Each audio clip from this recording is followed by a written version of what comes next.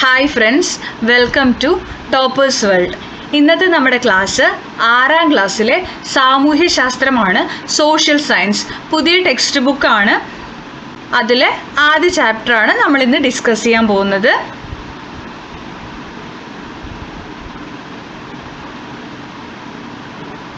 ചാപ്റ്ററിൻ്റെ പേര് ആദിമ മനുഷ്യരും സംസ്കാരങ്ങളും. നമുക്ക് നോക്കാം. ആദിമ മനുഷ്യർ ഒരിക്കലും നാം ഇന്ന് കാണുന്നത് പോലെ ആയിരുന്നിരിക്കില്ല.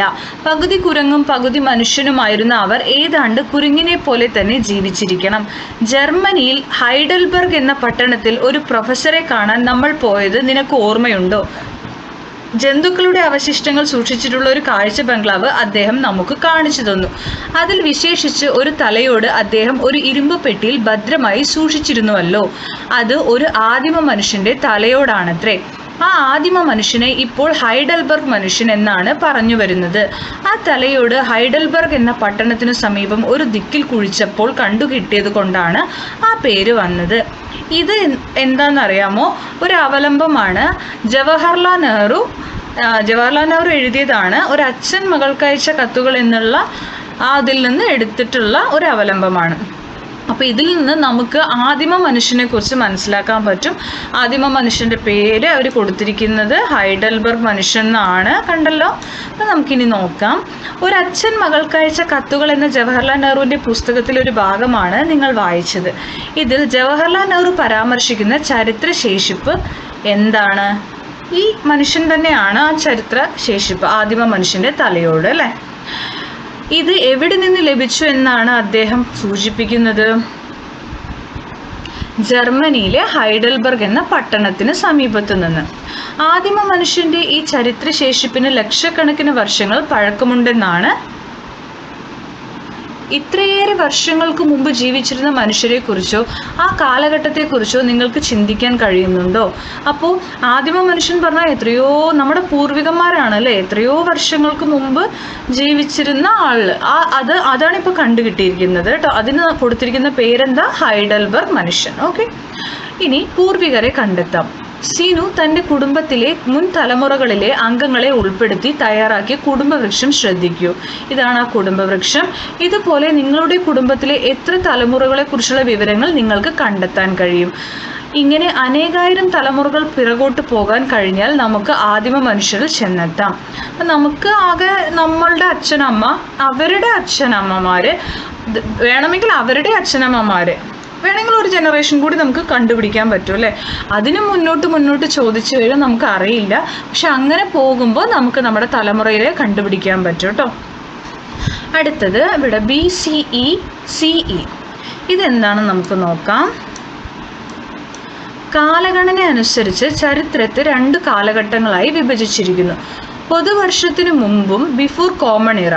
ഓക്കെ, BCE എന്ന് പറഞ്ഞാൽ ബിഫോർ കോമൺ ഇറ, പൊതുവർഷവും കോമൺ ഇറ. യേശുക്രിസ്തുവിൻ്റെ ജനനത്തെ അടിസ്ഥാനമാക്കി മുൻകാലങ്ങളിൽ BC, AD എന്നിങ്ങനെയാണ് വിഭജിച്ചിരുന്നത്. ഇപ്പോഴാണ് ഇത് മാറിയത് കേട്ടോ. ക്രിസ്തു ജനിക്കുന്നതിന് മുമ്പുള്ള കാലം BC, ബിഫോർ ക്രിസ്റ്റും ക്രിസ്തുവിൻ്റെ ജനനത്തിന് ശേഷമുള്ള കാലം അന്നോ ഡൊമിനി, AD എന്നും അറിയപ്പെടുന്നു. ഇന്ന് ഇത് യഥാക്രമം BCE എന്നും CE എന്നുമാണ് അറിയപ്പെടുന്നത്. ഇതൊന്ന് പഠിക്കണം കേട്ടോ. എന്താണ് BCE എന്ന് ചോദിക്കും, എന്താ CE എന്ന് ചോദിക്കും. ബിഫോർ കോമൺ ഇറ, ഇത് കോമൺ ഇറ. ADയും BCയും അതുപോലെ നോക്കി വയ്ക്കുക. ബിഫോർ ക്രിസ്റ്റും AD അന്നോ ഡൊമിനിയാണ് കേട്ടോ. യേശു ജനനത്തിന് ശേഷമുള്ള കാലമാണ് അന്നോ ഡൊമിനി. മനസ്സിലായി എന്ന് വിചാരിക്കുന്നു. അടുത്തേക്ക് പോവാം. കണ്ടല്ലോ, ഇവിടെ നമുക്ക് അവർ തന്നിട്ടുണ്ട്. BCE എന്ന് പറഞ്ഞാൽ നമ്മൾ കോമൺ ഇറ തുടങ്ങുന്നത് ഇവിടെ മുതലാണ്. 1, 2, 3 എന്ന് പറഞ്ഞിട്ട് അങ്ങനെ ഇപ്പോൾ നടന്നുകൊണ്ടിരിക്കുന്നത് നമുക്ക് കോമൺ ഇറയാണ്. ഇതിൽ നിന്ന് ബാക്കിലോട്ട് പോകുമ്പോഴാണ് ബിഫോർ കോമൺ ഇറ വരുന്നത് കേട്ടോ. ഒരു നൂറ്റാണ്ട് എന്നാൽ 100 വർഷമാണ്. അപ്പോൾ ഒരു നൂറ്റാണ്ട് എന്നാൽ എത്ര വർഷമാണ് ചോദിച്ചാൽ 100 വർഷമാണ്. ഒരു ദശലക്ഷം വർഷം എന്നാലോ? ഒരു ദശലക്ഷം എന്ന് പറഞ്ഞാൽ 10 വർഷമാണ് കേട്ടോ. ദശം എന്ന് പറഞ്ഞാൽ 10 എന്നാണ് അർത്ഥം. ഓക്കെ, ഇനി അടുത്തത് മനുഷ്യരുടെ ഉത്ഭവവും പരിണാമവും. ആദിമ മനുഷ്യരുടെ ചരിത്രത്തെക്കുറിച്ച് അറിയാൻ നമ്മെ സഹായിക്കുന്ന പ്രധാന സ്രോതസ്സുകളാണ് മനുഷ്യ ഫോസിലുകൾ. ഓക്കെ, എന്താ ഫോസിലുകൾ? മനുഷ്യ ഫോസിലുകൾ അവശേഷിപ്പുകളാണ് കേട്ടോ. ഇത്തരം ഫോസിലുകളുടെ കാലപ്പഴക്കം ശാസ്ത്രീയമായി നിർണയിച്ചാണ് മനുഷ്യരുടെ ഉത്ഭവത്തിൻ്റെയും പരിണാമത്തിൻ്റെയും ചരിത്രം രൂപപ്പെടുത്തിയിരിക്കുന്നത്. അപ്പോൾ ഇതിന് കാലപ്പഴക്കം ശാസ്ത്രീയമായിട്ട് പരിശോധിച്ചതിന് ശേഷമാണ് എത്ര കാലങ്ങൾക്ക് മുമ്പ് മനുഷ്യനുണ്ടായി, മനുഷ്യൻ്റെ പരിണാമം, ഇതൊക്കെ തിട്ടപ്പെടുത്തുന്നത്. നോക്കാം എന്താണ് അപ്പോൾ ഫോസിൽ എന്ന് നോക്കണ്ടേ. പുരാതന സസ്യങ്ങൾ, മൃഗങ്ങൾ, മനുഷ്യർ എന്നിവയുടെ ശേഷിപ്പുകളാണ് ഫോസിലുകൾ. പൊതുവെ പാറകളിൽ പതിഞ്ഞിരിക്കുന്ന ഇവ ദശലക്ഷക്കണക്കിന് വർഷങ്ങളായി സംരക്ഷിക്കപ്പെട്ടിരിക്കുന്നു. കണ്ടല്ലോ, ഫോസിൽ എന്താണെന്ന് പഠിക്കണം കേട്ടോ. മനുഷ്യ പരിണാമം. മനുഷ്യരുടെ ഉത്ഭവത്തെക്കുറിച്ച് ശാസ്ത്രീയമായൊരു കാഴ്ചപ്പാട് മുന്നോട്ട് വെച്ചത് ചാൾസ് ഡാർവിനാണ്. അപ്പം മനുഷ്യ പരിണാമത്തെക്കുറിച്ച് ഒരു വിശദീകരണം മുന്നോട്ട് വെച്ച ആൾ ആരാ ചോദിച്ചാൽ ആൻസർ ചാൾസ് ഡാർവിൻ. ദീർഘകാലം കൊണ്ട് സംഭവിച്ച ജൈവിക മാറ്റത്തിലൂടെയാണ് മനുഷ്യരുടെ ഉത്ഭവമെന്ന് അദ്ദേഹം അഭിപ്രായപ്പെട്ടു. ഈ പ്രക്രിയയ്ക്ക് അദ്ദേഹം പരിണാമം എന്ന് പേര് നൽകി. കണ്ടല്ലോ, മനുഷ്യൻ ഒരു ദിവസം കൊണ്ട് രൂപപ്പെട്ടതല്ല, പരിണാമം സംഭവിച്ചാണ് മനുഷ്യൻ ഇന്ന് കാണുന്ന മനുഷ്യനായി മാറിയത് കേട്ടോ. 1859 പ്രസിദ്ധീകരിച്ച on the origin of species എന്ന ഗ്രന്ഥത്തിലാണ് മനുഷ്യ പരിണാമത്തെക്കുറിച്ചുള്ള സിദ്ധാന്തം അദ്ദേഹം അവതരിപ്പിച്ചത്. അപ്പോൾ ഇവിടെ നമുക്ക് 1-2 ക്വസ്റ്റ്യൻസ് ഉണ്ട്. മനുഷ്യ പരിണാമത്തെക്കുറിച്ച് ആദ്യമായി ശാസ്ത്രീയ വിശദീകരണം നൽകിയ ആൾ ചാൾസ് ഡാർവിൻ. ചാൾസ് ഡാർവിൻ്റെ പുസ്തകം on the origin of species, ഇതിലാണ് അദ്ദേഹം മനുഷ്യ പരിണാമ സിദ്ധാന്തം അവതരിപ്പിച്ചിരിക്കുന്നത്. ഓക്കെ, ആ ക്വസ്റ്റ്യനുകൾ പഠിക്കണം കേട്ടോ ഇവിടെ നിന്ന്. അടുത്തത് ചാൾസ് ഡാർവിൻ. 1809 ഫെബ്രുവരി 12 ഇംഗ്ലണ്ടിലാണ് ചാൾസ് ഡാർവിൻ ജനിച്ചത്. ഭൂമിയിൽ ജീവന്റെ ഉത്ഭവത്തിലേക്കും ജീവജാലങ്ങളുടെ വൈവിധ്യത്തിലേക്കും നയിച്ച പ്രക്രിയകൾ മനസ്സിലാക്കാൻ സഹായിച്ച പ്രകൃതി ശാസ്ത്രജ്ഞനാണ് അദ്ദേഹം. ആരാണ് അദ്ദേഹം? ഒരു പ്രകൃതി ശാസ്ത്രജ്ഞനാണ്. എല്ലാ ജീവജാലങ്ങളും പരിണമിച്ച് രൂപപ്പെട്ടതാണെന്നും ഓരോ ജീവിവർഗവും ഇന്നത്തെ രൂപത്തിലെത്താൻ അനേക ലക്ഷം വർഷങ്ങൾ എടുത്തുവെന്നും ചാൾസ് ഡാർവിൻ തൻ്റെ പരിണാമ സിദ്ധാന്തത്തിലൂടെ വിശദീകരിച്ചു. കണ്ടല്ലോ, നമ്മൾ ഈ രൂപത്തിൽ ഇപ്പോൾ കാണുന്ന രൂപത്തിൽ എത്തിയത് വളരെ പെട്ടെന്നല്ല, പരിണാമത്തിലൂടെയാണ് കേട്ടോ. ആ പരിണാമത്തിലൂടെ തന്നെയാണ് എല്ലാ ജീവികളും ഉണ്ടായതെന്ന് അദ്ദേഹം അഭിപ്രായപ്പെട്ടു. അത് ഇപ്പോൾ മനുഷ്യരെങ്ങനെ വന്നു എന്നുള്ളത് അറിയണമെങ്കിൽ മനുഷ്യരുടെ പൂർവികർ ആരായിരുന്നു എന്നറിയണം. അതാണ് നമ്മുടെ അടുത്ത ടോപ്പിക്, മനുഷ്യരുടെ പൂർവികർ. ആദിമ മനുഷ്യർ രൂപം കൊണ്ടത് ദശലക്ഷക്കണക്കിന് വർഷങ്ങൾക്ക് മുമ്പാണ്. സസ്തനികളിൽ ഒരു വിഭാഗമായ പ്രൈമേറ്റുകളിൽ നിന്നാണ് മനുഷ്യ പരിണാമം ആരംഭിക്കുന്നത്. അടുത്ത ക്വസ്റ്റ്യൻ എന്താണ്? മനുഷ്യപരിണാമം ആരംഭിക്കുന്നത് ആരിൽ നിന്ന്? പ്രൈമേറ്റുകളിൽ നിന്ന്. പരിണാമത്തിൻ്റെ വിവിധ ഘട്ടങ്ങൾ ഉൾപ്പെടുത്തിയിട്ടുള്ള ഫ്ലോ ചാർട്ടാണ് ഇനി നമ്മൾ നോക്കാൻ പോകുന്നത്. പ്രൈമേറ്റുകളിൽ നിന്നാണെന്ന് പറഞ്ഞല്ലോ, സസ്തനികളിൽ ഒരു വിഭാഗമാണ് പ്രൈമേറ്റുകൾ. പ്രൈമേറ്റുകളിൽ നിന്ന് പിന്നീട് എന്തായി മാറി? ഹോമിനോയിഡുകളായി മാറി. അതായത് 4 കാലിൽ നടക്കാൻ പഠിച്ചു. അപ്പോൾ ഹോമിനോയിഡുകളായി പരിണാമപ്പെട്ടു. ഹോമിനോയിഡുകളിൽ നിന്ന് ഹോമിനിഡുകളായി മാറി. അതായത് 4 കാലിൽ നടന്ന ആൾക്കാർ 2 കാലിൽ നടക്കാൻ തുടങ്ങി. പരിണാമമാണ് കേട്ടോ, മാറ്റം സംഭവിക്കുന്നതാണ്. പ്രൈമേറ്റ്, ഹോമിനോയിഡ്, ഹോമിനിഡുകൾ. ഇനി അവിടെ നിന്ന് 2 രീതിയിൽ പരിണാമം സംഭവിച്ചു. അസ്ട്രാലോപിത്തക്കസും ഹോമോ എന്ന് പറഞ്ഞ ഒരു ഗ്രൂപ്പും. അസ്ട്രാലോപിത്തക്കസിന് പിന്നീട് പരിണാമം നമുക്ക് പഠിക്കാനില്ല. ഹോമോ എന്ന് പറയുന്ന ഗ്രൂപ്പ് ഇതൊരു പരിണാമം സംഭവിച്ചു 3 രീതിയിൽ പരിണമിച്ചു. Homo habilis, Homo erectus, Homo sapiens. Homo habilis എന്ന് പറയുന്നത് ഉപകരണ നിർമ്മാതാക്കളായിട്ടുണ്ടായിരുന്ന, അതായത് പരിണാമത്തിൻ്റെ ആദ്യം ആ ഉപകരണങ്ങളൊക്കെ നിർമ്മിച്ച് അങ്ങനെ പോയിട്ടുണ്ടായിരുന്നു. ഹോമോ ഇറക്ടസ് നിവർന്നു നിൽക്കുന്ന മനുഷ്യനാണ്. ഹോമോ സാപ്പിയൻസ് നമ്മൾ ഇപ്പോൾ കാണുന്ന മനുഷ്യരാണ് ഹോമോ സാപ്പിയൻസ്, ബുദ്ധിയുള്ള മനുഷ്യനായി പരിണമിച്ചു. ഓക്കെ, ഹോമോയുടെ ഉപവിഭാഗങ്ങളാണ് കേട്ടോ ഈ Homo habilis, Homo erectus, Homo sapiens ഒക്കെ.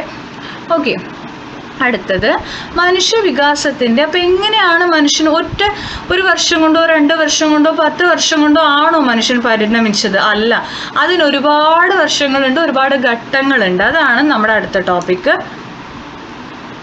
ആദിമ മനുഷ്യർ വനാന്തരങ്ങളിലാണ് വസിച്ചിരുന്നത്. കായ്കനികൾ ശേഖരിച്ചു മൃഗങ്ങളെ വേട്ടയാടി അവയുടെ മാംസം ഭക്ഷണമാക്കിയും അവർ ജീവിച്ചിരുന്നു. ചുറ്റുപാടിൽ നിന്നും ലഭിച്ച പരുക്കൻ കല്ലുകളാണ് അവർ ആയുധമാക്കിയിരുന്നത്. കണ്ടല്ലോ, അപ്പോൾ ആദിമ മനുഷ്യൻ്റെ ആയുധം എന്താ? പരുക്കൻ കല്ല്. ഓക്കെ, ശിലകൾ ആയുധമായി ഉപയോഗിച്ചിരുന്നതിനാൽ ഈ കാലഘട്ടത്തെ ശിലായുഗം എന്ന് വിളിക്കുന്നു. കണ്ടല്ലോ, ഈ കല്ലുകൾ തന്നെയാണ് ശിലകൾ, അത് ആയുധമാക്കിയത് കൊണ്ട് തന്നെ ആ ഒരു കാലഘട്ടത്തെ നമ്മൾ ശിലായുഗം എന്ന് വിളിച്ചു. ശിലകൾ കൊണ്ട് നിർമ്മിക്കപ്പെട്ട ആയുധങ്ങളും ഉപകരണങ്ങളിലും കാലക്രമത്തിലുണ്ടായ പുരോഗതിയെ അടിസ്ഥാനമാക്കി ശിലായുഗത്തെ നമ്മൾ 3 ഘട്ടങ്ങളായി തിരിച്ചു. ശിലായുഗത്തെ തന്നെ മൂന്നാക്കി: പ്രാചീന ശിലായുഗം, മധ്യശിലായുഗം, നവീന ശിലായുഗം. ഇമ്പോർട്ടൻ്റ് ആണ് കേട്ടോ. ശിലായുഗം എന്താണെന്ന് പഠിച്ചതിന് ശേഷം അതിൻ്റെ 3 ഘട്ടങ്ങളും പഠിക്കണം: പ്രാചീന ശിലായുഗം, മധ്യശിലായുഗം, നവീന ശിലായുഗം. ഇനി നമുക്കിതിൻ്റെ ഓരോന്നിൻ്റെയും സവിശേഷതകൾ നോക്കാം. പ്രാചീന ശിലായുഗത്തിലെ ആദ്യഘട്ടമാണ്. പരുക്കൻ കല്ലുകളായിരുന്നു ആദിമ മനുഷ്യൻ്റെ ഉപകരണങ്ങൾ. ശേഖരണവും വേട്ടയാടലും ഉപജീവനം. അത് കണ്ടല്ലോ, പഴങ്ങളും പച്ചക്കറികളൊക്കെ ശേഖരിക്കുകയായിരിക്കാം, വേട്ടയാടി ജീവിക്കണു, അങ്ങനെയാണ് ഇവർ ജീവിച്ചത്. മധ്യശിലായുഗത്തിലേക്ക് വന്നപ്പോൾ സൂക്ഷ്മശില ഉപകരണങ്ങൾ ഉപയോഗിച്ചു. കുറച്ചും കൂടി മിനുസപ്പെടുത്തിയിട്ട് കല്ലുകൾ മിനുസപ്പെടുത്തി അതാണോ കൂർത്ത രീതിയിലുള്ളതൊക്കെ ഉണ്ടാക്കാൻ തുടങ്ങി. ഭക്ഷ്യയോഗ്യമായ പുല്ലിനങ്ങളും മത്സ്യവും ഭക്ഷണമാക്കി. അപ്പോൾ ഇവർക്ക് ഈ ചെടികളിൽ ഏതൊക്കെ കഴിക്കണം, പുല്ലിനങ്ങൾ ഏതൊക്കെ കഴിക്കണം, മത്സ്യം കഴിക്കാവോ ഒന്നും ആദ്യത്തെ ശിലായുഗത്തിൽ അറിയണ്ടായിരുന്നില്ല. പ്രാചീന ശിലായുഗത്തിൽ അത് ഇവർ മധ്യശിലായുഗത്തിൽ പഠിച്ചു. മൃഗത്തോലും മരത്തോലും ഒക്കെ ഒരു വസ്ത്രങ്ങളാക്കി. ഈ പ്രാചീന ശിലായുഗത്തിൽ വസ്ത്രങ്ങളില്ല കേട്ടോ. അപ്പോൾ മധ്യശിലായുഗത്തിലാണ് വസ്ത്രങ്ങൾ എത്തിയത്. നവീന ശിലായുഗത്തിൽ കൂടുതൽ പരിഷ്കരിക്കപ്പെട്ടതും മിനുസമുള്ളതുമായ കല്ലുപകരണങ്ങൾ ഉപയോഗിച്ചു. കൃഷി ആരംഭിച്ചു. ചക്രം കണ്ടുപിടിക്കുകയും മൺപാത്ര നിർമ്മാണം ആരംഭിക്കുകയും ചെയ്തു. അപ്പം നവീന ശിലായുഗത്തിലാണ് കൂടുതൽ മാറ്റം വന്നത്. കണ്ടല്ലോ, മിനുസമുള്ള കല്ല്, കൃഷിയുടെ ആരംഭം, ചക്രങ്ങൾ കണ്ടുപിടിച്ചു, മൺപാത്ര നിർമ്മാണം, ഇങ്ങനെയുള്ള കാര്യങ്ങളൊക്കെ സ്റ്റാർട്ട് ചെയ്തു. ഓക്കെ, ഇനി നമുക്കിവിടെ ഒരു ബിംബേത്ക എന്ന് പറഞ്ഞിട്ടുള്ള ഒരു സ്ഥലത്തിനെ കുറിച്ചിട്ട് പറയുന്നുണ്ട്. എന്താ നോക്കാം. ഇത് ശിലായുഗത്തിൻ്റെ ഒരു എക്സാമ്പിൾ ആണ് കേട്ടോ. ശിലായുഗ മനുഷ്യർ അധിവസിച്ചിരുന്ന ഇന്ത്യയിലെ ഒരു പ്രധാന ഗുഹാകേന്ദ്രമാണ് മധ്യപ്രദേശിലെ ബിംബേത്ക. പ്രാചീന മനുഷ്യരുടെ വിവിധ ജീവിത രീതികളെക്കുറിച്ച് ഇവിടുത്തെ ഗുഹാചിത്രങ്ങൾ നമ്മോട് പറയുന്നു. അവരുടെ ആശയവിനിമയത്തിൻ്റെ തെളിവുകൾ കൂടിയാണ് ഈ ഗുഹാചിത്രങ്ങൾ. അപ്പോൾ മധ്യപ്രദേശിലെ ഈ ബിംബേത്കയിൽ പോയാൽ ശിലായുഗ മനുഷ്യൻ ജീവിച്ചിരുന്നതിൻ്റെ തെളിവുകൾ നമുക്ക് അവിടെ കാണാൻ പറ്റും.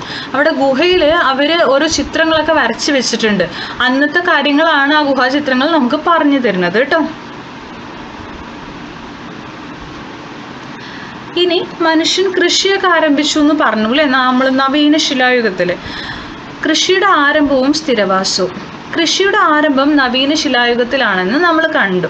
കൃഷി ചെയ്യാൻ ആരംഭിച്ച മനുഷ്യർക്ക് കൃഷിയിടങ്ങൾക്ക് സമീപത്തായി സ്ഥിരവാസം അനിവാര്യമായി വന്നു.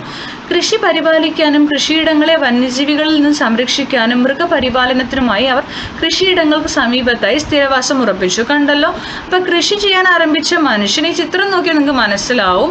കൃഷി ചെയ്യുമ്പോൾ തന്നെ നമുക്കതവിടെ നമ്മൾ കൃഷി ചെയ്യുന്നുണ്ടെങ്കിൽ വന്യമൃഗങ്ങളുടെ ആക്രമണം ഉണ്ടാവുമോ, കൃഷി നശിക്കുമോ എന്നൊക്കെ പറഞ്ഞിട്ട് നമ്മളുടെ ശ്രദ്ധയൊന്നും അവിടെ വേണം അല്ലേ. അപ്പോൾ ഇവർക്ക് എന്തിൻ്റെതായിട്ട് ആവശ്യം വന്നു, ഇവിടെ തന്നെ അടുത്ത് തന്നെ താമസിക്കേണ്ടതായിട്ട് വന്നു. അപ്പം അങ്ങനെ ഇവരിതിൻ്റെ അടുത്ത് തന്നെ താമസിച്ചു, മൃഗപരിപാലനം ആരംഭിച്ചു. പിന്നെ ഒരു പ്രത്യേകത, ഇവർ കൃഷി തുടങ്ങുന്നത് ഈ നദികളൊക്കെ ഉള്ളതിൻ്റെ ഓരത്തായിരിക്കും കേട്ടോ. നദികളുടെയൊക്കെ തീരങ്ങളിലൊക്കെ തന്നെ ആയിരിക്കും, വെള്ളത്തിൻ്റെ ലഭ്യത നോക്കിയിട്ട് കേട്ടോ. സ്ഥിരവാസം മനുഷ്യരിൽ എന്തൊക്കെ മാറ്റങ്ങൾ ഉണ്ടാക്കിയിട്ടുണ്ടാവാം? സ്ഥിരവാസങ്ങളും മാറ്റങ്ങളും. വാസസ്ഥലങ്ങൾ നിർമ്മിച്ചു തുടങ്ങി. ജനങ്ങൾ തമ്മിൽ കൂടുതൽ ഇടപഴകാൻ തുടങ്ങുകയും സംഘടിത സാമൂഹ്യ ജീവിതത്തിന് തുടക്കം കുറിക്കുകയും ചെയ്തു. സ്ഥിരവാസ കേന്ദ്രങ്ങൾ ക്രമേണ ഗ്രാമങ്ങളായും നഗരങ്ങളായും വികാസം പ്രാപിച്ചു.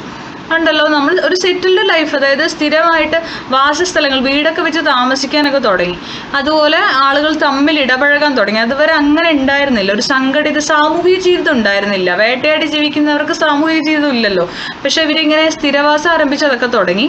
സ്ഥിരവാസ കേന്ദ്രങ്ങൾ പിന്നീട് ഗ്രാമങ്ങളായും നഗരങ്ങളായും വികാസം പ്രാപിച്ചു. അപ്പോൾ ശിലായുഗം ഇവിടെ ഏകദേശം തീരും. ഇനി ശിലയിൽ നിന്ന് ലോഹത്തിലേക്ക്. അപ്പോൾ കല്ലുകൾ ഉപയോഗിച്ച് സാധനങ്ങൾ ഉണ്ടാക്കിയ മനുഷ്യൻ ലോഹങ്ങൾ ഉപയോഗിക്കാം, ലോഹത്തിൻ്റെ കണ്ടുപിടുത്തത്തിലേക്ക് പോവുകയാണ്. ഇവിടെ കണ്ടല്ലോ, കല്ലുകൾ ഉപയോഗിച്ചിട്ടുള്ളതാണ് ഈ തന്നിരിക്കുന്നത്. പിന്നെ കാണുന്നത് ശിലകൾ ലോഹങ്ങൾ വെച്ചിട്ട് ഉണ്ടാക്കിയ ആയുധങ്ങളാണ് കേട്ടോ. അപ്പോൾ മുകളിൽ നൽകിയിരിക്കുന്ന ചിത്രങ്ങൾ നിരീക്ഷിക്കൂ. ഇപ്പോൾ ഏതൊക്കെ വസ്തുക്കൾ കൊണ്ടാണെന്ന് ചോദിച്ചാൽ, ഇത് കല്ല് വെച്ചിട്ടുണ്ടാക്കിയതാണ്, ശില ഉപയോഗിച്ചിട്ടുള്ളതാണ്. ഇത് എന്ത് വെച്ചിട്ടുള്ളതാണ്?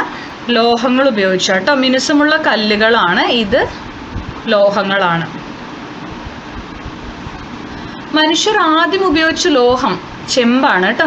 ആൻസർ ചെമ്പാണ് മനുഷ്യർ ആദ്യം ഉപയോഗിച്ച ലോഹം. ഒരു ക്വസ്റ്റ്യൻ ആണ്. ലോഹങ്ങൾ കൊണ്ട് ആയുധങ്ങളും ഉപകരണങ്ങളും നിർമ്മിച്ച് ഉപയോഗിച്ചിരുന്ന കാലഘട്ടത്തെ ലോഹയുഗം എന്നാണ് വിളിക്കുന്നത്. അപ്പോൾ ലോഹയുഗം എന്താ ചോദിച്ചാൽ അതിൻ്റെ ആൻസർ ആണത്. മണ്ണ് ഉഴുതുമറിക്കാനും മരങ്ങൾ മുറിക്കാനും ഒക്കെയുള്ള കാഠിന്യവും ഉറപ്പും ചെമ്പിന് കുറവായതിനാൽ ചെമ്പും ഈയവും കൂടി ചേർത്ത് കൂട്ടിച്ചേർത്ത് കാഠിന്യവും ഉറപ്പുമുള്ള വെങ്കലം ഉണ്ടാക്കി. കണ്ടല്ലോ. അപ്പോൾ വെങ്കലം എന്ന് പറയുന്നത് ചെമ്പ് പ്ലസ് ഈയം രണ്ടും കൂടി മിക്സ് ചെയ്ത് ഉണ്ടാക്കുന്നതാണ് കേട്ടോ വെങ്കലം. അതൊരു ലോഹ സങ്കരമാണ്. വെങ്കലം കൊണ്ടുള്ള ആയുധങ്ങളും ഉപകരണങ്ങളും ഉപയോഗിച്ചിരുന്ന കാലഘട്ടം വെങ്കലയുഗം. അപ്പോൾ ഇവിടെ നമ്മൾ 2 കാര്യങ്ങൾ പഠിച്ചു. എന്താണ് ലോഹയുഗം, എന്താണ് വെങ്കലയുഗം, രണ്ടും ഇവിടെ നിന്ന് പഠിക്കണം. വെങ്കലം കൊണ്ടുള്ള ഉപകരണങ്ങൾ ഉപയോഗിക്കാൻ ആരംഭിച്ചതോടെ മനുഷ്യജീവിതത്തിൽ കാതലായ മാറ്റങ്ങൾ ഉണ്ടായി. എന്തൊക്കെയായിരുന്നു നോക്കാം. വെങ്കലത്തിൻ്റെ ഉപയോഗം മനുഷ്യജീവിതത്തിൽ ഉണ്ടാക്കിയ മാറ്റങ്ങൾ. വെങ്കലം കൊണ്ടുള്ള ഉപകരണങ്ങൾ കൃഷിയിടങ്ങൾ വ്യാപിപ്പിക്കുന്നതിന് സഹായകമായി. കൃഷിയിടങ്ങളുടെ വ്യാപനം കാർഷികോൽപാദന വർധനവിന് കാരണമായി. കാർഷികോൽപാദന വർധനവ് ഉൽപ്പന്നങ്ങളുടെ കൈമാറ്റത്തിനും കൈമാറ്റ കേന്ദ്രങ്ങളുടെ വികാസത്തിനും വഴിയൊരുക്കി. കൈമാറ്റ കേന്ദ്രങ്ങൾ പിൽക്കാലത്ത് പട്ടണങ്ങളായും നഗരങ്ങളായും രൂപാന്തരപ്പെട്ടു. ഓക്കെ, അപ്പോൾ വെങ്കലത്തിൻ്റെ കണ്ടുപിടുത്തം ഒരുപാട് പുരോഗതിയിലേക്ക് നയിച്ചിട്ടുണ്ട്. ഇനി വെങ്കലയുഗത്തിൽ കുറച്ച് സംസ്കാരങ്ങൾ രൂപപ്പെട്ടിട്ടുണ്ട് കേട്ടോ. 4 സംസ്കാരങ്ങളെ കുറിച്ച് പറയുന്നുണ്ട്. Mesopotamian, Egyptian, Chinese, Harappan. വെങ്കലയുഗത്തിൽ മനുഷ്യജീവിതത്തിൽ ഉണ്ടായ മാറ്റങ്ങൾ നിങ്ങൾ കണ്ടല്ലോ. ഈ മാറ്റങ്ങളുടെ ഫലമായി നഗരങ്ങൾ കേന്ദ്രീകരിച്ച് വെങ്കലയുഗത്തിൽ സംസ്കാരങ്ങൾ രൂപപ്പെട്ടു. സംസ്കാരങ്ങളാണ് സിവിലൈസേഷൻസ്. അത്തരത്തിൽ രൂപപ്പെട്ട വെങ്കലയുഗ സംസ്കാരങ്ങളെ നമുക്ക് പരിചയപ്പെടാം. ഇതെന്താന്ന് വെച്ചാൽ നമ്മൾ പറഞ്ഞു മനുഷ്യൻ സമൂഹമായിട്ട് ജീവിക്കാൻ തുടങ്ങി, ഒരു സെറ്റിൽഡ് ലൈഫ് ആരംഭിച്ചിട്ടുണ്ടായിരുന്നു അല്ലേ. അപ്പോൾ കൃഷിയൊക്കെ ചെയ്ത് ഒരു ഭാഗത്ത് സ്ഥിരതാമസം ആരംഭിച്ചു. നദികളുടെ തീരത്താണ് മെയിനായിട്ട് ഇവർ സ്ഥിരതാമസം ആരംഭിച്ചിരിക്കുന്നത്. അപ്പോൾ ഓരോ നദിയുടെ തീരത്തും ഇവർ ഓരോ ഭാഗത്തും ഇതുപോലെ ആളുകൾ ചെയ്യുന്നുണ്ടല്ലോ. അപ്പോൾ ഓരോ ഭാഗത്ത് ഓരോ സംസ്കാരങ്ങൾ രൂപപ്പെട്ട് വരികയാണ്. ഓക്കെ, അതാണ് ഈ സംസ്കാരങ്ങൾ എന്ന് പറഞ്ഞാൽ കേട്ടോ. കണ്ടോ. അപ്പം നമുക്കിവിടെ വെങ്കലയുഗത്തിൽ നിലനിന്നിരുന്ന 4 പ്രധാന സംസ്കാരങ്ങളാണ് കൊടുത്തിരിക്കുന്നത്. അത് 4 നദികളുടെ തീരത്താണ് അത് രൂപപ്പെട്ടിരിക്കുന്നത് കേട്ടോ. അപ്പം Mesopotamian, Egyptian, Harappan, Chinese. Mesopotamian സംസ്കാരം ഇവിടെ നോക്കിയാൽ നിങ്ങൾക്ക് കാണാം. ഇതാണ് മെസപ്പൊട്ടാമിയ എന്ന് പറയുന്നത്.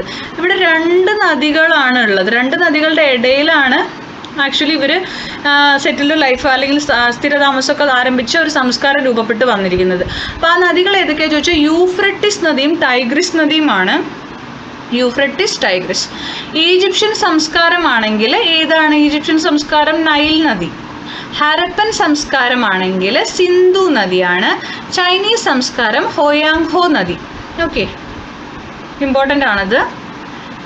വെങ്കലയുഗ സംസ്കാരങ്ങൾ നദീതടങ്ങൾ രൂപപ്പെട്ടതിന് കാരണം എന്താവാൻ നോക്കാം. അപ്പം ഞാൻ പറഞ്ഞു നദീതടങ്ങളിലാണ് സംസ്കാരങ്ങൾ രൂപപ്പെട്ടത്.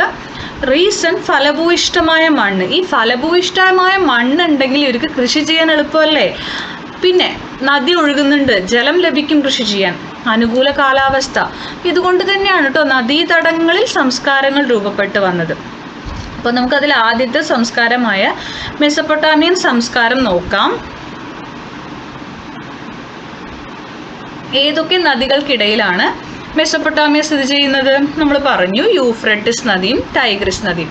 മെസപ്പൊട്ടാമിയ എന്ന വാക്കിന് അർത്ഥം വേണം, നമുക്കതൊക്കെ പഠിക്കാൻ എക്സാമിന് ചോദിക്കാൻ ചാൻസ് ഉള്ളതാണ്. നദികൾക്കിടയിലെ പ്രദേശം എന്നാണ്. യൂഫ്രട്ടിസ്, ടൈഗ്രിസ് എന്നീ നദികൾക്കിടയിലാണ് ഈ പ്രദേശം. നിലവിൽ ഇറാഖിൻ്റെ ഭാഗമാണ് ഈ പ്രദേശം. അപ്പോൾ മെസപ്പൊട്ടാമിയ ഇന്ന് എവിടെയാണെന്ന് ചോദിച്ചാൽ ഇറാഖിലാണ് കേട്ടോ. സുമേറിയൻ, ബാബിലോണിയൻ, അസീറിയൻ, കാൽഡിയൻ എന്നിങ്ങനെ 4 വ്യത്യസ്ത സംസ്കാരങ്ങൾ കൂടിച്ചേർന്നതാണ് മെസപ്പൊട്ടാമിയൻ സംസ്കാരം. ഇവിടെ 4 സംസ്കാരങ്ങളും കൂടി ചേർന്നിട്ടാണ് നമ്മൾ ഈ പേര് പറയുക കേട്ടോ. അപ്പോൾ മെസപ്പൊട്ടാമിയയിൽ 4 സംസ്കാരങ്ങളുണ്ട്. അത് 4 പേരും വേണം. Sumerian, Babylonian, Assyrian, Chaldean. Okay, ഇനി മെസപ്പൊട്ടാമിയൻ സംസ്കാരത്തിൽ നഗരജീവിതം നോക്കാം. നഗരജീവിതവും എഴുത്തുവിദ്യയും. മെസപ്പൊട്ടാമിയയിൽ നഗരജീവിതം കെട്ടിപ്പടുക്കാൻ സംഭാവന നൽകിയ ആദ്യ ജനത സുമേറിയക്കാരായിരുന്നു.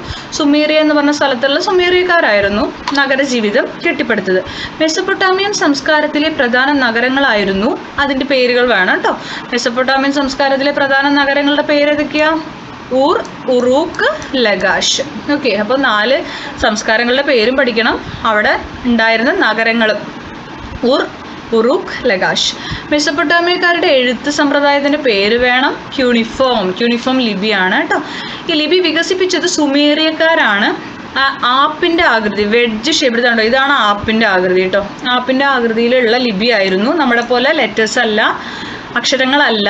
കളിമൺ ഫലകങ്ങളാണ് അവർ എഴുതിയിരുന്നത്. പുസ്തകത്തിലല്ല അവർ എഴുതിയത്. ഇതുപോലെ കളിമണ്ണിൽ തീർത്ത ഫലകങ്ങളിലാണ് ഇത് എഴുതി വെച്ചത്. കൂർത്ത മുനയുള്ള ഈറത്തണ്ടുകളാണ് കളിമൺ ഫലകങ്ങളിൽ എഴുതാൻ അവർ ഉപയോഗിച്ചിരുന്നത്. ഓക്കെ, മെസപ്പൊട്ടാമിയക്കാർ എന്തൊക്കെയാണ് സംഭാവന ചെയ്തത് ചോദിച്ചാൽ എന്തൊക്കെ കണ്ടുപിടിച്ചു എന്നാണ് കേട്ടോ. ശാസ്ത്രവും ഗണിതത്തിലും ചാന്ദ്ര പഞ്ചാംഗം, അതായത് ചന്ദ്രന്റെ സ്ഥാനം നോക്കിയിട്ടായിരുന്നു ഇവരുടെ പഞ്ചാംഗം. സൂര്യഗ്രഹണവും ചന്ദ്രഗ്രഹണവും കണക്കാക്കിയിട്ടുണ്ടായിരുന്നു. ഹരണവും ഗുണനവും ഇവരാണ് കണ്ടുപിടിച്ചത്.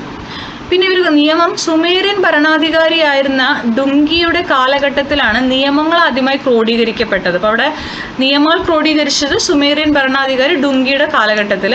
ഈ നിയമങ്ങൾ പരിഷ്കരിച്ചാണ് ഹമ്മുറാബിയുടെ നിയമസംഹിത ഉണ്ടാക്കിയത്. ഹമ്മുറാബി നിയമസംഹിത ഉണ്ടാക്കിയത് ഈ നിയമങ്ങളുടെ നോക്കിയിട്ടാണ് കേട്ടോ. അപ്പോൾ ആരാ ഹമ്മുറാബി, അയാളുടെ നിയമസംഹിത എന്തായിരുന്നു എന്നുള്ളത് നിങ്ങൾക്ക് വായിക്കാൻ വേണ്ടി ഇവിടെ കൊടുത്തിട്ടുണ്ട്. ഞാനൊന്ന് വായിക്കാം. ബാബിലോണിയൻ ഭരണാധികാരിയായിരുന്ന ഹമ്മുറാബിയുടെ കാലഘട്ടത്തിൽ നിലനിന്നിരുന്ന നിയമസംഹിതയാണിത്. ലോകത്ത് എഴുതപ്പെട്ടതിൽ ഏറ്റവും പഴക്കമേറിയ നിയമസംഹിത ഇതറിയപ്പെടുന്നു. കണ്ണിന് കണ്ണ്, പല്ലിന് പല്ല് എന്ന ശിക്ഷാരീതി ഈ നിയമസംഹിതയിൽ നിന്നുള്ളതാണ്. ഇനി ഇവിടെ സിഗുറാത്ത് എന്ന് പറഞ്ഞൊരു സംഭവമുണ്ട്. ഇത് മെസപ്പൊട്ടാമിയക്കാരുടെ ആരാധനാലയങ്ങളെയാണ് നമ്മൾ സിഗുറാത്തുകൾ എന്ന് പറയുക. അതും കൂടി ഒന്ന് നോട്ട് ചെയ്ത് വെക്കണം നിങ്ങൾ. മെസപ്പൊട്ടാമിയക്കാരുടെ ആരാധനാലയങ്ങളാണ് സിഗുറാത്തുകൾ. പ്രധാനമായും നഗരങ്ങളിലാണ് ഈ ആരാധനാലയങ്ങൾ പണിതിരുന്നത്. ഇഷ്ടികകൾ ഉപയോഗിച്ചാണ് നിർമ്മിച്ചത്. ഊർ നഗരത്തിലെ സിഗുറാത്ത് ഇന്നും സംരക്ഷിക്കപ്പെടുന്നു. ഓക്കെ, അപ്പോൾ ഇത്രയാണ് മെസപ്പൊട്ടാമിയൻ സംസ്കാരം വരുന്നത്. ഇനി ഈജിപ്ഷ്യൻ സംസ്കാരമാണ്.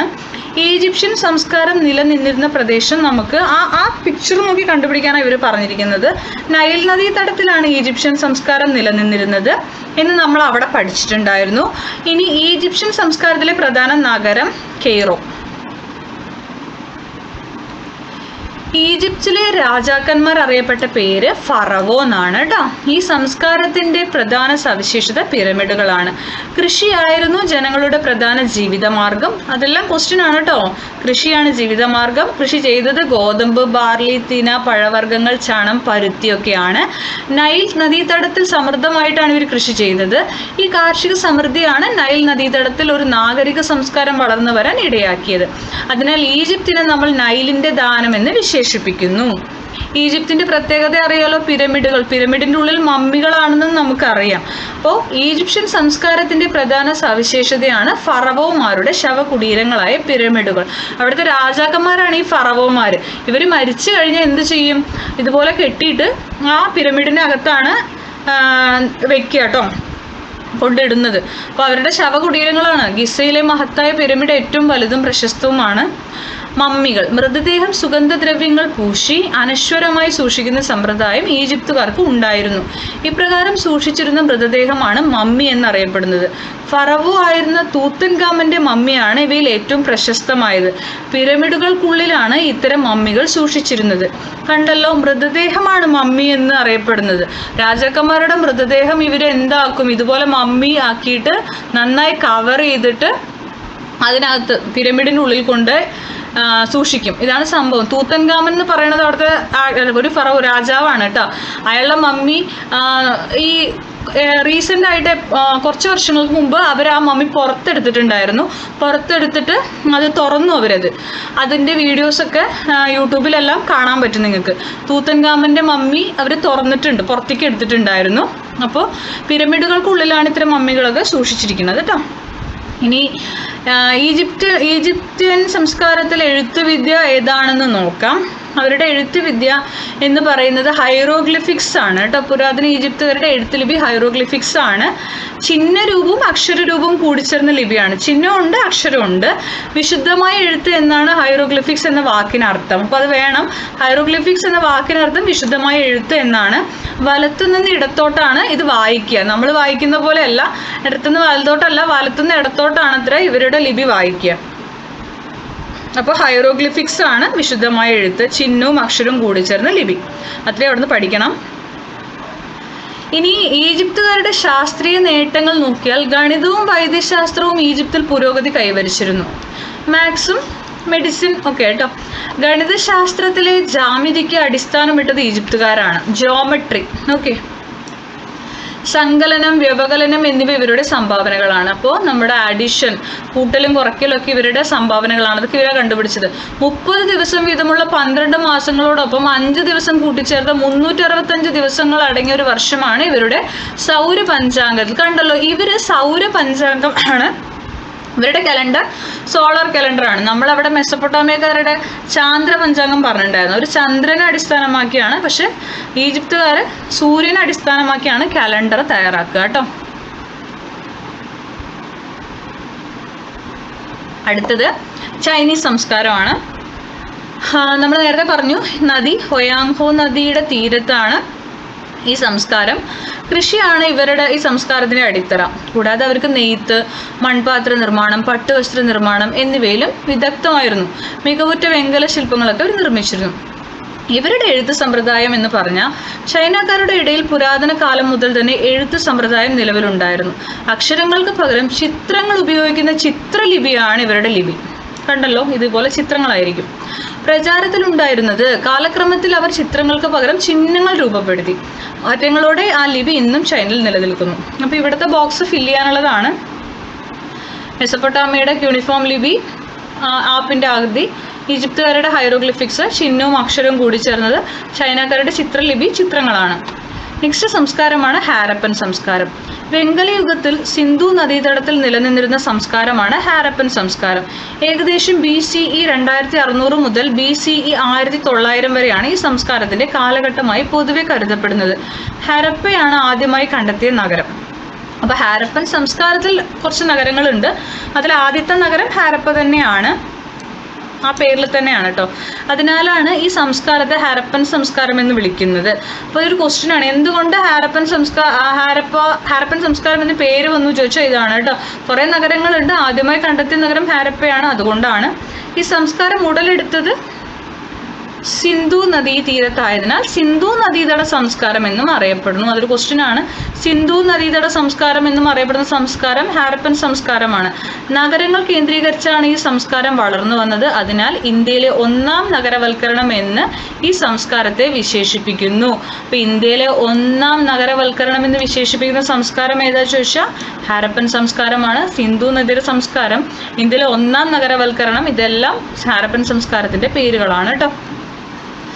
ഇവിടുത്തെ നിങ്ങളുടെ അധിക വായനയ്ക്ക് കൊടുത്തിരിക്കുന്ന എന്താ വെച്ചാൽ ജോൺ മാർഷൽ പറഞ്ഞ ഒരു പുരാവസ്തു ഗവേഷകനാണ്. ഇദ്ദേഹത്തിൻ്റെ നേതൃത്വത്തിലുള്ള ഉത്ഖനനത്തിലും അതായത് ഖനനം ചെയ്തിട്ട് ഈ സംസ്കാരം കണ്ടുപിടിച്ചത് ഇദ്ദേഹമാണ് കേട്ടോ. അതൊന്ന് വായിച്ചു നോക്കുക. ഇനി ഹാരപ്പൻ സംസ്കാരത്തിലെ നഗരങ്ങളുടെ ചാർട്ടാണ് ഇവിടെ തന്നിരിക്കുന്നത്. ഇങ്ങോട്ടില്ല, ഇവിടെ കടലും കാര്യങ്ങളും ആണ്. ഈ മേലെ കാണുന്ന കണ്ടോ, ഹാരപ്പ, മൊഹൻജദാരോ, കാലിബംഗൻ, ലോത്ത്, ഈ 4 എണ്ണമാണ് കേട്ടോ. ഹരപ്പ, കാലിബംഗൻ, ലോത്ത്. ഇനി നഗരാസൂത്രണമാണ്, ടൗൺ പ്ലാനിംഗ്. ഹാരപ്പൻ സംസ്കാരത്തിന്റെ പ്രധാന സവിശേഷതയാണ് നഗരാസൂത്രണം. തെരുവുകളുടെ ഇരുവശങ്ങളിലുമായാണ് അവർ വീടുകൾ നിർമ്മിച്ചിരുന്നത്. നഗരത്തിന്റെ 2 സൈഡ് ചുട്ടെടുത്ത ഇഷ്ടികകളാണ് നിർമ്മാണ പ്രവർത്തനങ്ങൾക്കായി അവർ ഉപയോഗിച്ചിരുന്നത്. അഴുക്കുചാൽ സമ്പ്രദായം ഹാരപ്പൻ സംസ്കാരത്തിന്റെ മറ്റൊരു പ്രധാന സവിശേഷതയായിരുന്നു. കറക്റ്റായിട്ട് അഴുക്ക് വെള്ളം ഒഴുക്കിവിടാനുള്ള കാര്യങ്ങളൊക്കെ ഇവർ ചെയ്തിട്ടുണ്ട് കേട്ടോ. വീടുകളിൽ നിന്നുള്ള മലിനജലം തെരുവിലെ അഴുക്കുചാലുകളിലൂടെ നഗരത്തിന് പുറത്തേക്ക് ഒഴുകിക്കൊണ്ട് പോകുന്ന തരത്തിലായിരുന്നു നഗരങ്ങളുടെയും അഴുക്കുചാലുകളുടെയും ആസൂത്രണം. കണ്ടോ, അന്ന് തന്നെ ഇവർ ഇത്രയും നല്ല രീതിയിൽ പ്ലാൻ ചെയ്തിട്ടുണ്ടായിരുന്നു. ഇനി അടുത്ത സംസ്കാരം മോഹൻജദാരോയിലെ വലിയ കുളം, ഗ്രേറ്റ് ബാത്ത്. ഇത് കണ്ടല്ലോ, ഇന്നത്തെ ബാത്ത് നമ്മുടെ സ്വിമ്മിംഗ് പൂളൊക്കെ പോലെ വലിയ കുളം. ഹാരപ്പൻ സംസ്കാരത്തിലെ പ്രധാന നഗരമായിരുന്നു മോഹൻജദാരോ. വലിയ കുളമാണ് ഈ നഗരത്തിന്റെ ഏറ്റവും സവിശേഷമായ നിർമ്മിതി. ഈ കുളത്തിലേക്ക് ഇറങ്ങാൻ ഇരുവശങ്ങളിലും പടവുകളും കുളിക്കുവാനായി കുളിമുറികളും ഉണ്ടായിരുന്നു. ശുദ്ധജലം നിറയ്ക്കാനും മലിനജലം പുറത്തേക്ക് ഒഴുക്കുവാനുള്ള സംവിധാനം ഇവിടെ നിലനിരുന്നു. കണ്ടല്ലോ, ഇന്നത്തെ സ്വിമ്മിംഗ് പൂളിനില്ലാത്ത സെറ്റപ്പാണ് അന്ന് ഇവർ ഈ വലിയ കുളത്തിന് കൊടുത്തിട്ടുള്ളത്. ഡ്രസ്സ് മാറ്റാനുള്ള ഡ്രസ്സിംഗ് റൂം ഉണ്ട്, അതുപോലെ മലിനജലം ഒഴുക്കിക്കളയാനുള്ള സെറ്റിങ്സ് ഉണ്ട്, എല്ലാം ഉണ്ടായിരുന്നു കേട്ടോ. ഇനി നോക്കൂ, ദാനിപുര. ഹരപ്പൻ ജനതയുടെ പ്രധാന ഉപജീവന മാർഗം കൃഷിയായിരുന്നു. കൃഷി തന്നെയാണ്. ഗുജറാത്തിലെ റംഗ്പൂർ, ലോത്തൽ എന്നിവിടങ്ങളിൽ നിന്ന് നെല്ല് കൃഷി ചെയ്തിരുന്നതിന് തെളിവുകൾ ലഭിച്ചിട്ടുണ്ട്. അപ്പോൾ റംഗ്പൂർ, ലോത്തൽ കൃഷിയുടെ തെളിവുകൾ ലഭിച്ചിട്ടുള്ള, നെല്ല് കൃഷി ചെയ്തതിൻ്റെ തെളിവുകൾ കിട്ടിയിട്ടുണ്ട് കേട്ടോ. ഹരപ്പയിൽ കണ്ടെത്തിയ പ്രധാന ചരിത്ര ശേഷിപ്പാണ് ദാനിപുര. നമ്മൾ മൊഹൻജദാരോയിൽ വലിയ കുളം പറഞ്ഞു. ഹരപ്പയിൽ നിന്ന് ദാനിപുര, ധാന്യങ്ങൾ സംഭരിക്കാനും സൂക്ഷിക്കാനുമാണ് ഇത് ഉപയോഗിച്ചിരുന്നത്. ഇനി കരകൗശല വിദ്യ. ഹരപ്പൻ ജനത കരകൗശല വിദ്യയിൽ വൈദഗ്ധ്യമുള്ളവരായിരുന്നു. അപ്പോൾ ഹരപ്പക്കാരുണ്ടാക്കിയ സംഭവങ്ങൾ കണ്ടല്ലോ, ഇത്രയും ഇവർ ഉണ്ടാക്കുന്നതാണ്. കളിപ്പാട്ടം, ആഭരണം, മുദ്രകൾ, മൺപാത്രം, നർത്തകിയുടെ വെങ്കല പ്രതിമ, ഇതൊക്കെ ഇവർ ഉണ്ടാക്കാൻ പ്രഗത്ഭരായിരുന്നു. അപ്പം ഇതാണ് നിങ്ങളിവിടെ ഫില്ല് ചെയ്യേണ്ടത്. 2 അവർ തന്നിട്ടുണ്ട്. മുദ്രകൾ നിർമ്മിച്ചിരുന്നു, കളിപ്പാട്ടങ്ങൾ നിർമ്മിച്ചിരുന്നു, പിന്നെയോ നർത്തകിയുടെ വെങ്കല പ്രതിമ നിർമ്മിച്ചു, മൺപാത്രങ്ങൾ ഉണ്ടാക്കി, ആഭരണങ്ങൾ നിർമ്മിച്ചു. സ്വർണവും വെള്ളിയും മുത്തുകളും ചിപ്പികളും കൊണ്ടുണ്ടാക്കിയ മാലകളും കൈവളകളും കർണാഭരണങ്ങളും ഇവർക്കിടയിൽ പ്രചാരത്തിലുണ്ടായിരുന്നു. അപ്പോൾ അന്നേ ആഭരണങ്ങളെല്ലാം അവർ ഉപയോഗിച്ചിട്ടുണ്ട്. കളിമണ്ണ് കൊണ്ട്, ശിലകൾ കൊണ്ടും അവർ മുദ്രകൾ നിർമ്മിച്ചിരുന്നു. ഹരപ്പൻ നഗരങ്ങളിൽ നിന്നും കണ്ടെത്തിയ കളിപ്പാട്ടങ്ങൾ, മൺപാത്രങ്ങൾ, വെങ്കല പ്രതിമ എന്നിവയെല്ലാം ഹരപ്പൻ ജനതയുടെ കലാവൈദഗ്ധ്യം പ്രകടമാക്കുന്നു. അപ്പം നമ്മൾ ഇത്രയും പറഞ്ഞതിൽ ഹരപ്പൻസ് മാത്രമാണ് ഇതുപോലെയുള്ള കാര്യങ്ങളൊക്കെ ഉണ്ടാക്കിയത് നമ്മൾ പഠിച്ചത്. ഇനി അവരുടെ എഴുത്തുവിദ്യ, ഹരപ്പൻ ജനതയ്ക്ക് അവരുടേതായ എഴുത്തുരീതി ഉണ്ടായിരുന്നു. അക്ഷരങ്ങൾക്ക് പകരം ചിഹ്നങ്ങൾ തന്നെയാണ് അവർ എഴുതാനായി ഉപയോഗിച്ചിരുന്നത്. മുദ്രകളിലാണ് അവർ എഴുത്തുവിദ്യ ഏറ്റവും അധികം, അവരുടെ എഴുത്തുവിദ്യ അധികം കാണപ്പെട്ടത് മുദ്രയിലാണ് കേട്ടോ. ഇനി എങ്ങനെ ഈ ഹാരപ്പൻ സംസ്കാരം തകർന്നു? ഇത്രയും കാര്യങ്ങൾ ചെയ്ത് ഇവരെങ്ങനെയാണ് തകർന്നതെന്ന് ചോദിച്ചാൽ, ഏകദേശം BC 1900 കൂടി ഹരപ്പൻ നഗരങ്ങൾ തകർച്ചയെ നേരിട്ടു. ഹരപ്പൻ സംസ്കാരത്തിൻ്റെ തകർച്ചയെ സംബന്ധിച്ച് കുറേ അഭിപ്രായങ്ങളുണ്ട്. അതിൽ 4 ഇവർ കൊടുത്തിട്ടുണ്ട് കേട്ടോ. കാലാവസ്ഥാ വ്യതിയാനം ഉണ്ടായി, പെട്ടെന്ന് വന്ന കാലാവസ്ഥാ മാറ്റം ഉണ്ടായി, നിരന്തരം ഉണ്ടായ പ്രളയം, വനനശീകരണം, ഭൂമിയുടെ അമിതമായ ഉപയോഗം, ഇതൊക്കെയാണ് ഈ സംസ്കാരം തകരാൻ കാരണമെന്ന് പറയുന്നു. പ്രാചീന കാലത്തെ മനുഷ്യ ചരിത്രത്തെ രേഖപ്പെടുത്തുക എന്നത് ഏറെ ദുഷ്കരവും ശ്രമകരവുമായ പ്രവൃത്തിയാണ്. എഴുതപ്പെട്ട തെളിവുകൾ ഒന്നും ലഭ്യമല്ലാതെ ചരിത്രാതീത കാലഘട്ടങ്ങളിലെ മനുഷ്യരെക്കുറിച്ചും അവരുടെ ജീവിതത്തെക്കുറിച്ചും പഠിക്കാൻ ചരിത്രശേഷിപ്പുകളായ പുരാവസ്തു തെളിവുകൾ മാത്രമാണ് നമുക്ക് ആശ്രയം. നമുക്ക് ഈ ബുക്കുകളിലൂടെ മാത്രം, അല്ലെങ്കിൽ ഇങ്ങനെയുള്ള ചരിത്രശേഷിപ്പുകളിൽ നിന്ന് മാത്രമേ ഇവരുടെ കാര്യങ്ങൾ അറിയാൻ പറ്റൂ, പണ്ട് ഇങ്ങനെയൊക്കെ നടന്നു എന്നുള്ളത് കേട്ടോ. ഇത്തരം തെളിവുകൾ വിശകലനം ചെയ്താണ് ചരിത്രകാരർ മനുഷ്യരുടെ ഉൽപ്പത്തി മുതലുള്ള ചരിത്രം രേഖപ്പെടുത്തിയിരിക്കുന്നത്. ദശലക്ഷക്കണക്കിന് വർഷങ്ങൾക്ക് മുമ്പ് രൂപപ്പെട്ട മനുഷ്യരെക്കുറിച്ച് ഫോസിൽ അവശിഷ്ടങ്ങൾ തെളിവുകൾ നൽകുമ്പോൾ, ശിലായുധങ്ങളും ഉപകരണങ്ങളും ഗുഹാചിത്രങ്ങളും ശിലായുഗ കാലത്തെ മനുഷ്യരെക്കുറിച്ച് നമ്മോട് പറയുന്നു.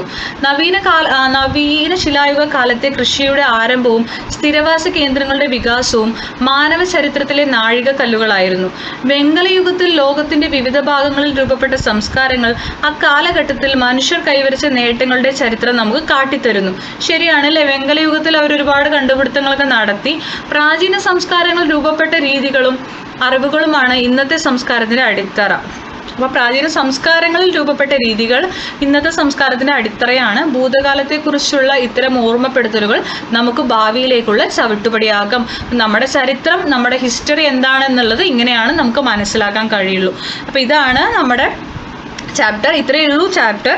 അപ്പോൾ ക്ലാസ്സുകൾ ഇഷ്ടമാകുന്നുണ്ടെന്ന് വെച്ച് കഴിഞ്ഞാൽ നിങ്ങളൊന്ന് ലൈക്ക് ചെയ്യുക. സബ്സ്ക്രൈബ് ചെയ്യാത്തവരുണ്ടെങ്കിൽ ഒന്ന് സബ്സ്ക്രൈബ് ചെയ്യുക. ഇനിയും നോട്ടിഫിക്കേഷൻ ലഭിക്കാൻ വേണ്ടിയിട്ട് ആ ബെൽ ബട്ടൺ ഒന്ന് ഇനാബിൾ ചെയ്യുക. Thank you.